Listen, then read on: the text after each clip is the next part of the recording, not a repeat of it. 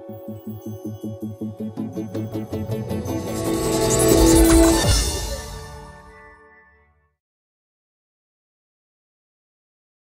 Android fans, this is Eric from hollywoodfrodo.com with another in-depth Android app review.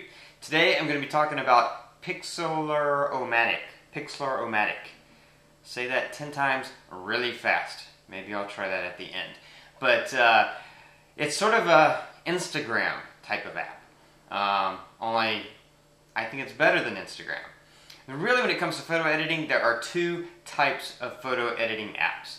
There are the kind that allow you to completely edit, sort of like a Photoshop kind of editing, where you're in complete control and you use different effects, but you have the option to kind of tweak those effects. You know, basically you're going to spend a lot of time editing your photos. And then there are apps like Instagram, where you just basically pick a preset filter and you just throw it on there, and it's meant for quickly transforming your photo, and that's what this app is all about. It's I think very similar to Instagram in the way it works, but has way more effects, I believe, and just a lot more you can do with it. It's very easy. I had it long before Instagram came to Android, and everyone was all excited about Instagram coming to Android, and I was thinking, who cares? We already have Pixlr-o-matic, and you can upload any photo to Facebook, so why do you need Instagram? I know some people still like it, but honestly, I think if you, even if you have been an Instagram fan up to this point, if you try Pixlr-o-matic, then I bet you'll have a hard time going back to Instagram, except maybe you'll use it just to share the photos you edit in Pixlr-o-matic. So anyway, let's hop on the app and I will show you how it works. Here we have Pixlr-o-matic, so I'm going to hit that and open up the app for you. And here you have the home screen. You can, it automatically show you the last photo you edited inside of Pixlr-o-matic, or you can choose one of their photos. You can take a photo. If you hit that, you can use any of your camera apps to take the photo, and then once you're done taking the photo, it'll just import that photo into Pixlr-o-matic so that you can do your editing, or you can choose your photo. There's also a little settings button up here. We'll go into that real quick. There's not a whole lot of settings. Basically, you just select the default size for your pictures. If you choose none, then when you go to save it, it'll ask you. But I choose large because if I'm editing a picture and going through all the trouble making it look good, I'm going to save it at the highest resolution and megapixel size I can. So I say large. And then you can choose the default folder that you want your pictures to be saved to. And then you also have the opportunity to approve or disapprove of data collection. This is where they're collecting my data to send to the masterminds, and I'm okay with that. So we're going to select a photo, go into Quick Pick, the best gallery app, which I reviewed. Go into a camera folder, we're going to take this photo. So as you can see, it pops up automatically. Now you have the option to do this in portrait or landscape. If you do it in portrait, then your filters will always be down around here on the bottom. But I'm going to turn it to landscape so that A, you can see it that way, and B, I can zoom in and we can give you guys a better look at it. Alright, let's make sure everything is in there. Alright, there you go. Should be able to see everything now.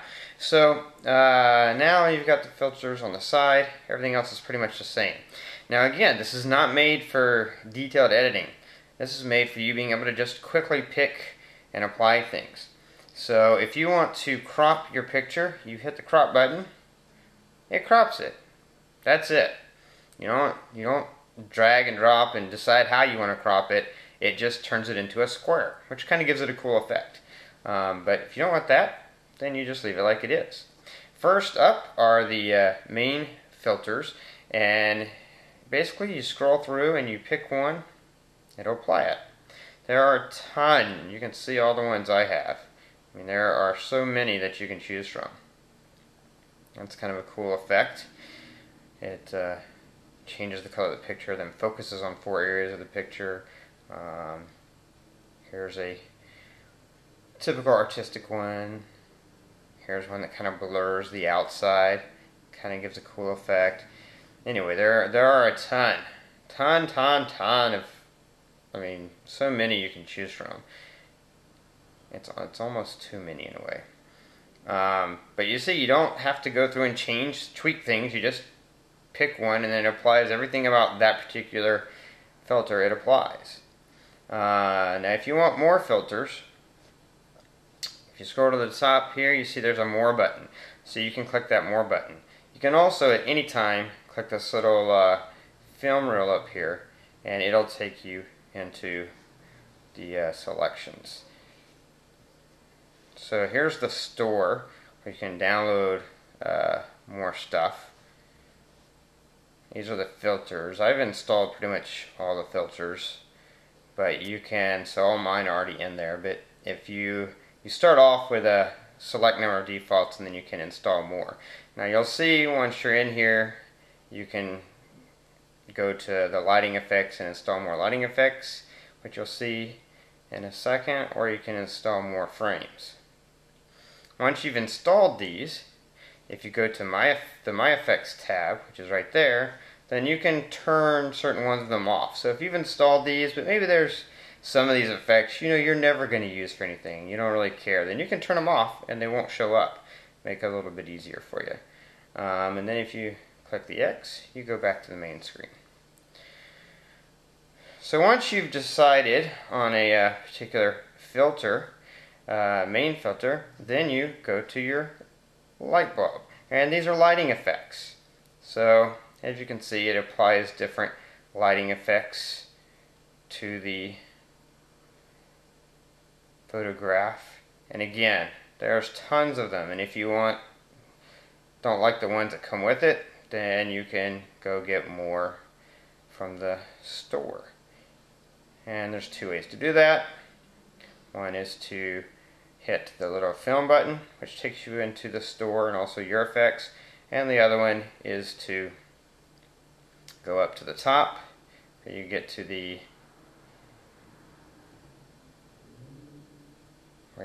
more button. We'll go all the way up there real fast. You can see how many lighting effects I have. You click the more and add more lighting effects.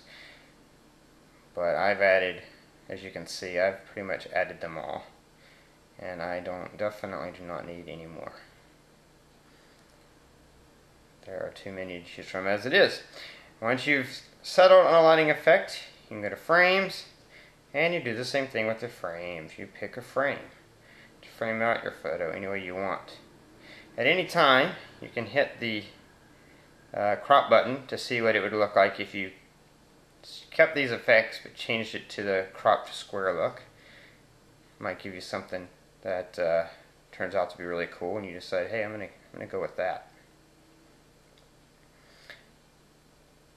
But you can see there's just unlimited effects. So you scroll through and you pick your effect. Then when you're through, well, before we do that, let me show you one other thing. There's this little shuffle button up there. Very similar to the shuffle on your music player. When you shuffle this, it randomly chooses a filter, a lighting effect, and a frame. So it's kind of a cool way if, maybe you don't feel like going through all these things. It's kind of a cool way to just randomly pick things. If I had one complaint about this app, then my one complaint would be the fact that because there are so many filters, it would be nice if there was an option to say maybe do the opposite of what you see here. Have a small little thumbnail of the original picture and then have all this space be all these different options. So you can kind of see a thumbnail of the original and then thumbnails of all the various effects. So you can see more at once because it's so many effects.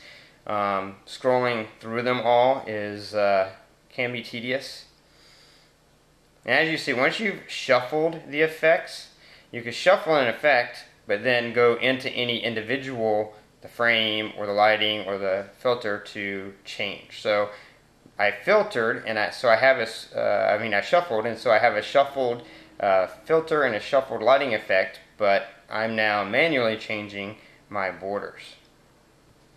And you hit shuffle again, and you get a whole different effect. When you're ready to save, you click the save button, and you can, if you click the little arrows, it'll take you back to edit some more. If you click the go back arrow, that takes you all the way back to the beginning. You can share your photo. I'll hit that button so you can see. First, it saves it.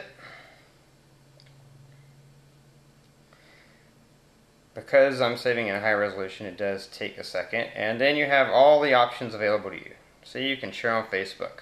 You don't need Instagram to share photos on Facebook, or Google Plus, or any other way that you have sharing available on your phone. You can also save it. If you click the save button, it'll save it into the folder that you specified. And you also have the Pixlr-o-matic website. You would enter a description and then click OK. I don't really care. And then it'll send it to their website to share with the world.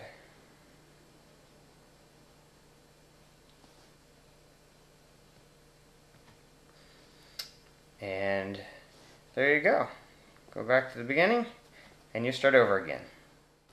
So that is Pixlr-o-matic. Again, I think it's a better app than Instagram. So I would highly recommend you download it. It's free in the market as of this review. Free to download, free to add. Even though they call it a store, those extra effects, they're free. So you should definitely check it out. As always, this is Eric from hollywoodfrodo.com with another in-depth Android app review. If you like my review, please click the like button.